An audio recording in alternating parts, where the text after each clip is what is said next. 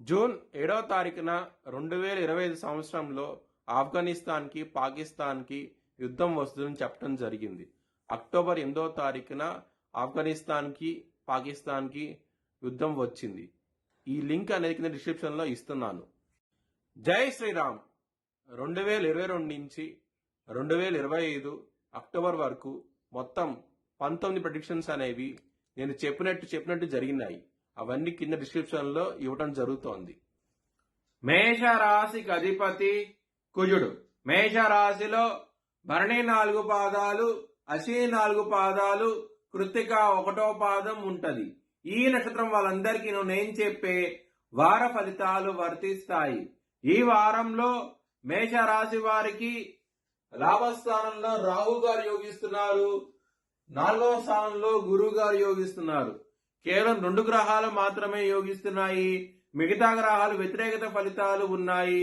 నవధాన్యాలు బ్రాహ్మణుడికి దానం చేయండి, మంచి ఫలితాలు ఉంటాయి. అలాగే నవగ్రహ టెంపుల్ కి వెళ్లి ప్రదక్షిణాలు చేయండి, ఇంకా మంచి ఫలితాలు ఉంటాయి.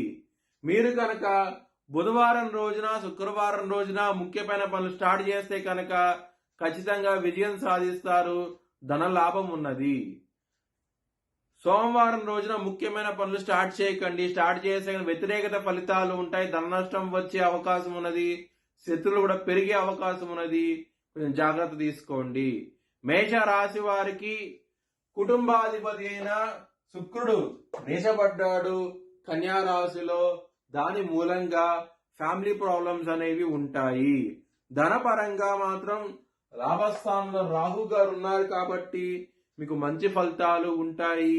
ఈ వారంలో సకాలంలో చేతికి ధనం అనేది వస్తుంది, చాలా ఆనందంగా ఉంటారు. లవర్స్ కి మాత్రం కొంచెం బ్యాడ్ టైం నడుస్తోంది.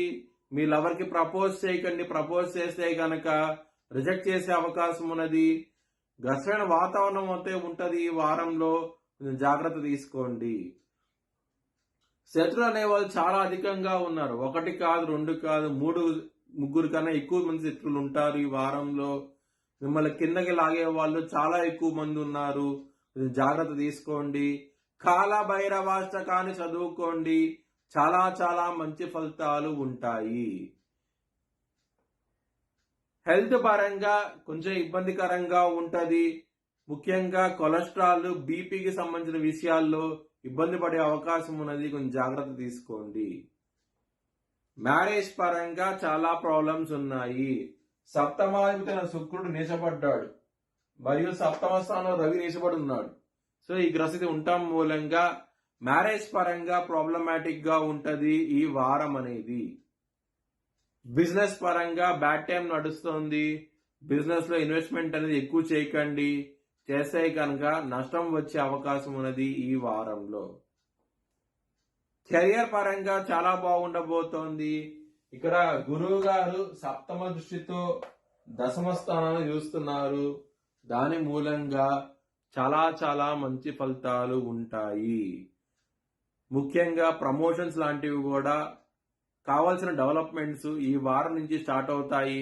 చాలా చాలా ఆనందంగా ఉంటారు. మీ భవిష్యత్ వివరాల కోసమై HLN జ్యోతిష్యాలయాన్ని సంప్రదించండి.